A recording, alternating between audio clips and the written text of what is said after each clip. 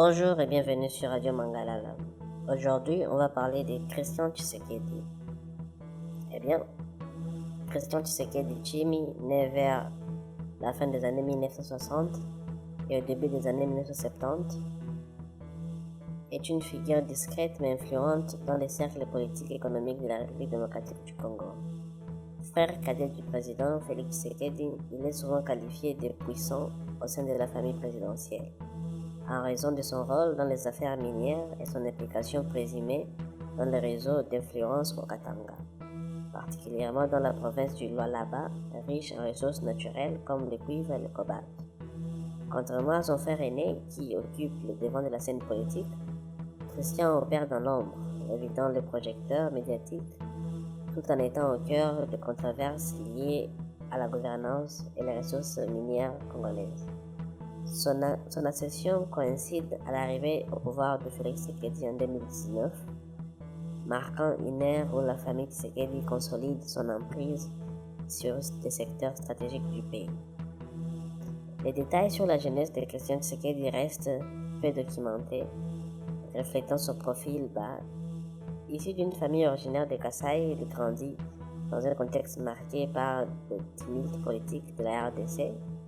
Son père, Etienne Tshisekedi, était un opposant historique au régime de Mobutu Sese Seko, premier ministre à 3 reprises, et figure emblématique de l'Union pour la démocratie et le progrès social.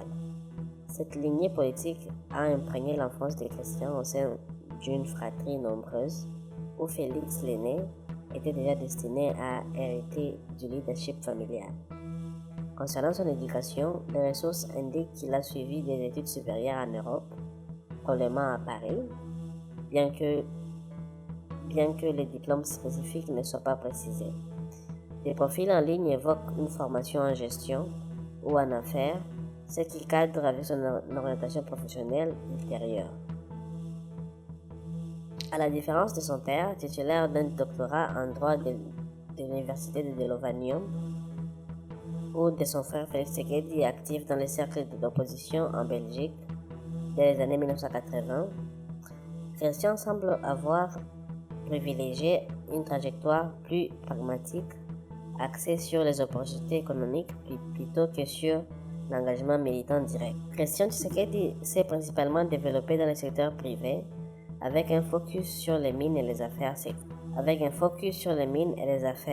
Avant l'élection de son frère en 2018, il opérait déjà dans les réseaux des affaires au Katanga, région minière par excellence. Il dirigeait une société anonyme impliquée dans l'exploitation minière artisanale et semi-industrielle, particulièrement active dans les zones d'exploitation artisanale ZEA de Lualaba. Cette province frontalière de la Zambie est riche en minerais stratégiques, est devenu un terrain de prédilection pour les investisseurs étrangers, mais aussi des accusations de népotisme.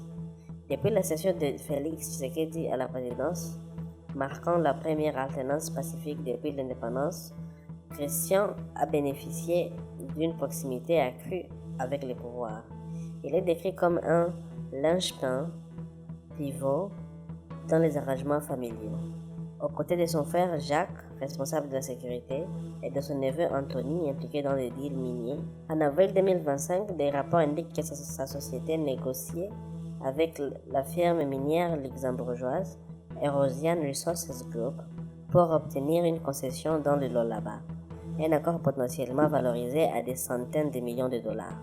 Ces négociations soulignent son rôle dans la sécurisation des partenariats étrangers, aligné sur la vision de Félix Tshisekedi sous les réformes du secteur minier pour maximiser ses ressources, pour maximiser les retombées locales.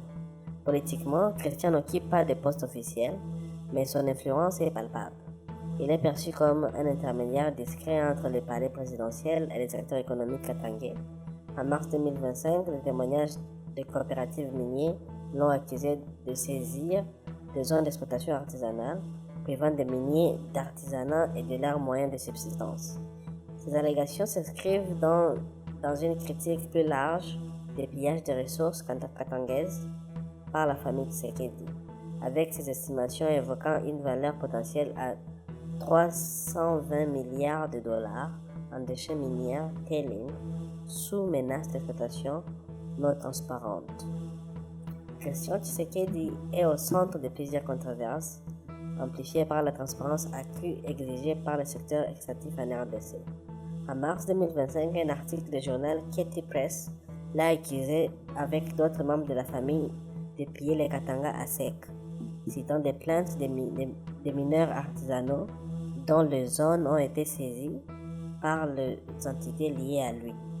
Des plaintes ont été déposées en Belgique contre des prédations minières impliquant des opérateurs chinois et la famille présidentielle, avec explicitement Christian Tshisekedi nommé. En août 2025, une rumeur virale sur les réseaux sociaux l'a accusé d'avoir été arrêté à Dubaï lors d'un concert dans des circonstances malcontreuses. Son équipe de communication a démenti fermement ces allégations avec un communiqué de 8 août affirmant qu'il n'a jamais été interpellé à l'étranger et qu'il réside à Kinshasa. Ce démenti met en lumière une campagne de diffamation persistante orchestrée par des opposants menaçant de poursuites judiciaires. Ces incidents illustrent les tensions autour de la famille Tshisekedi, accusée de népotisme dans un pays où la corruption minière est endémique. Malgré ces critiques, Christian maintient un profil bas et évitant les déclarations publiques. Son rôle est souvent comparé à celui d'un conseiller officieux, profitant de la proximité fraternelle sans assumer de responsabilités formelles. Christian est marié et père de famille, mais les détails sur sa vie privée sont protégés. Il est frère cadet de Félix Tshisekedi, né en 1963, avec qui il partage une relation étroite renforcée par les défis familiaux sous Mobutu, période où Étienne Tshisekedi fut exilé et la famille contrainte à l'exil en Belgique. La fratrie inclut également Jacques Tshisekedi, impliqué dans la sécurité présidentielle. En 2025, une année marquée par la réélection de Félix Tshisekedi en janvier 2024 confirme pour un second mandat. Christian continue de naviguer dans les eaux troubles des affaires minières. Au printemps, son entreprise finalise des négociations avec ERG, tandis que des plaintes en Belgique visent des pratiques prédatrices. En outre, le démenti de l'arrestation à Dubaï reflète une stratégie de communication défensive face à l'opposition croissante, y compris des figures comme Joseph Kabila. Son héritage reste ambigu. Pour les soutiens, il incarne un entrepreneur pragmatique aidant à la colonisation des secteurs miniers. Pour les critiques, il symbolise le népotisme familial dans les pays où 95% de la population vit sous le seuil de la pauvreté, malgré des richesses incommensurables. À 17 octobre 2025, alors que Félix Tshisekedi plaide pour une paix juste à l'ONU, étend la main au Rwanda et au Global Gateway Forum, Christian reste un pilier discret du cercle récent présidentiel, naviguant entre opportunités économiques et ombre dans la controverse. Son rôle pourrait s'intensifier si les tensions sécuritaires à l'Est persistaient, rendant les revenus miniers cruciaux pour la stabilité du régime. Eh bien, mesdames et messieurs, ce sera tout pour cet épisode dédié à Christian Tshisekedi. Faites attention de vous abonner à la chaîne, suivez-nous sur TikTok, YouTube, Facebook, Instagram et partout ailleurs.